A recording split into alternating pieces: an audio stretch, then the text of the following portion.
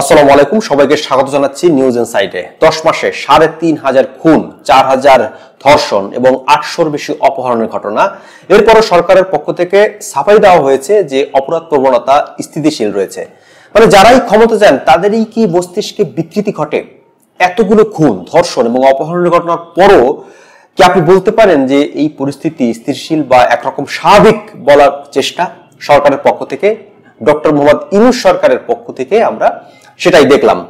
দর্শক, অপরাধ চিত্র নিয়ে কিন্তু এই সরকার দায়িত্ব নেওয়ার পর থেকেই ভয়ঙ্কর রকমের উৎকণ্ঠা বিরাজ করছে এবং যে চিত্র সামনে আসছে সেটা অত্যন্ত অত্যন্ত নাজুক। বিশেষ করে রাজধানী সহ শহর এলাকায় দিন দুপুরে অপরাধের ঘটনা ঘটছে, ছিনতাই, খুন একেবারে প্রকাশ্য দিবালোকে। বড় বড় তো আছেই। সর্বশেষ পুরান ঢাকায় একটি ঘটনা আমরা দেখলাম, পাথর মেরে সেখানে হত্যা করা হয়েছে। খুলনায় প্রকাশ্যে বাড়ির সামনে একজন ব্যক্তিকে, একজন যুবদল নেতাকে হত্যার পর তার পায়ের রক কেটে দেওয়া হয়েছে এবং দুঃখের বিষয় হলো যে এই ঘটনায় এখন পর্যন্ত কেউ গ্রেপ্তার হয়নি। মানে খুনিরা প্রকাশ্যে ঘুরে বেড়াচ্ছে, এই হচ্ছে বাস্তবতা। কিন্তু সরকারের পক্ষ থেকে যে সাফাই দেওয়া হচ্ছে সেটা অত্যন্ত উদ্বেগজনক। দর্শক, অপরাধ চিত্র সরকার যে স্থিতিশীল বলছে, আসলে বাস্তবতা কি আমরা সেটি একটু দেখে আসতে পারি এবং এটা সরকারেরই হিসাব, পুলিশ এই হিসাবটি করেছে এবং এই তথ্যে দেখা যাচ্ছে যে গত বছরের সেপ্টেম্বর থেকে চলতি বছরের জুন পর্যন্ত 10 মাসে ৩,৫৫৪টি খুন হয়েছে, ১২,৭২৬টি নারী ও শিশু নির্যাতনের ঘটনা ঘটেছে এবং ৪,১০৫টি এর মধ্যে ধর্ষণ, ৮১৯টি অপহরণ, ৯৭টি দাঙ্গার ঘটনা ঘটেছে। একই সময়ে ১,৭৩০টি চোরাচালান, ১,৫২৬টি দস্যুতা, ৬১০টি ডাকাতি, ৩৮,১৭৬টি মাদকদ্রব্য সংক্রান্ত অপরাধ এবং ৭,৩১০টি চুরির ঘটনা ঘটেছে। এসব ঘটনায় মামলা হয়েছে ১,৪৪,৯৫৫টি, যার মধ্যে ৮৯৮টি দ্রুত বিচার মামলা।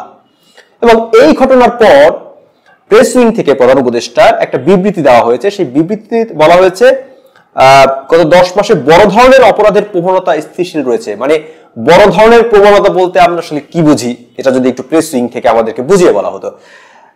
খুন হচ্ছে, ধর্ষণ হচ্ছে, ডাকাতি হচ্ছে, চোরাচালান হচ্ছে, এগুলো কি বড় ধরনের অপরাধ নয়? মানে আমাদের বুঝে আসে না যে ওনারা এই ধরনের শব্দ চয়ন কেন করছেন। এবং ওই বিবৃতিতে আরো বলা হচ্ছে যে চলতি বছর দেশে অপরাধের হার উল্লেখযোগ্য হারে বেড়েছে। বিভিন্ন গণমাধ্যমে প্রকাশিত এমন খবরে জনমনে আতঙ্ক, নিরাপত্তাহীনতা সৃষ্টি হয়েছে। 2024 সালের সেপ্টেম্বর থেকে 2025 সালের জুন পর্যন্ত সরকারি অপরাধ পরিসংখ্যান বিশ্লেষণে দেখা যায় চলতি বছর বড় ধরনের অপরাধের সংখ্যা উল্লেখযোগ্যভাবে বেড়েছে। এমন কোন তথ্য বা এমন কোন দাবি সঠিক নয়। পুলিশ সদপ্তরের যে তথ্য দিয়েছে তা বিশ্লেষণ করে দেখা যায় চলতি বছর জানুয়ারি থেকে জুন পর্যন্ত মানে এই বছরের 6 মাসে ১,৯৩৩টি খুন হয়েছে, ২,৭৪৪টি ধর্ষণ হয়েছে এবং ৫১৭টি অপহরণ এবং ৩৬৭টি ডাকাতির ঘটনা। এটা হচ্ছে চলতি বছর, মানে 6 মাসের ঘটনা। এটা ৪,০০০, মানে আসলে পড়তেও কেমন লাগছে, মানে এত ভয়ঙ্কর সব তথ্য। এরপরও প্রেসিং থেকে বলা হচ্ছে যে বাস্তবে গুরুতর অপরাধের হার কমছে বা একই পর্যায়ে রয়েছে, তবে কিছু নির্দিষ্ট অপরাধের ক্ষেত্রে সামান্য বৃদ্ধির প্রবণতা লক্ষ্য করা যাচ্ছে।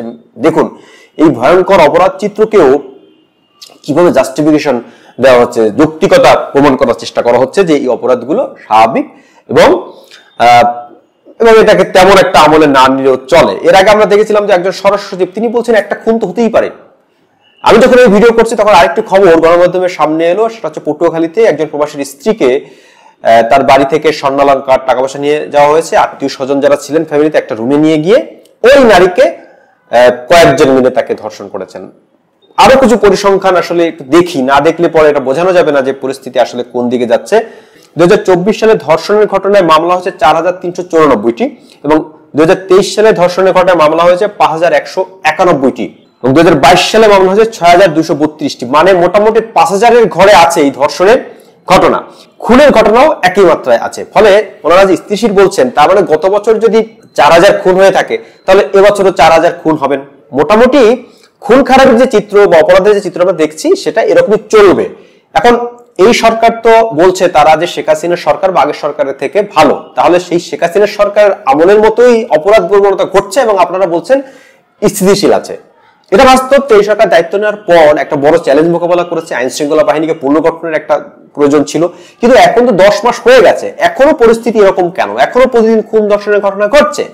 যেটা বলছিলাম দর্শক, যে যেহেতু 2024 সালে 4394টি ধর্ষণের ঘটনা ঘটেছে, 2023 সালে 5191টি ঘটনা ঘটেছে। সুতরাং 2025 সালে যে বাকি 6 মাস, এই 6 মাসও ধরে নেওয়া যায় আরো 2-3 হাজার ধর্ষণের ঘটনা ঘটবে। আর আগামী বছর 2026 সালে এসেও কিন্তু আবার 5-6 হাজার নারী ধর্ষিত হবেন, 4-5 হাজার মানুষ খুন হবেন।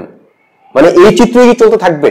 মানে তারা যে স্থিতিশীল দাবি করছেন, সেই দাবির সঙ্গে যদি আমরা একাত্ম হই যে হ্যাঁ আপনাদের দাবি খুব ভালো, স্থিতিশীল রয়েছে, তার মানে এই স্থিতিশীলতা যদি চলতে থাকে তাহলে তো প্রতি বছর এরকম খুন ধর্ষণ ঘটতেই থাকবে।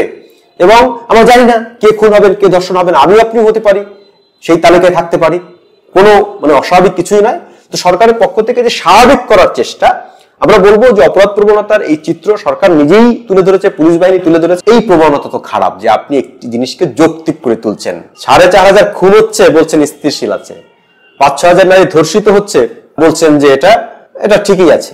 মানে এই হচ্ছে আসলে পরিসংখ্যান, এবং সেই পরিসংখ্যান তুলে ধরে যারা দায়িত্বে আছেন তাদের বক্তব্য। দর্শক, আপনারাও মূল্যায়ন করবেন, আপনাদের মতামত জানাবেন, এবং আইন শৃঙ্খলা নিয়ন্ত্রণে সরকার আসলে করণীয় কি মতামত জানাতে ভুলবেন না। কথা হবে নতুন কোনো ভিডিওতে।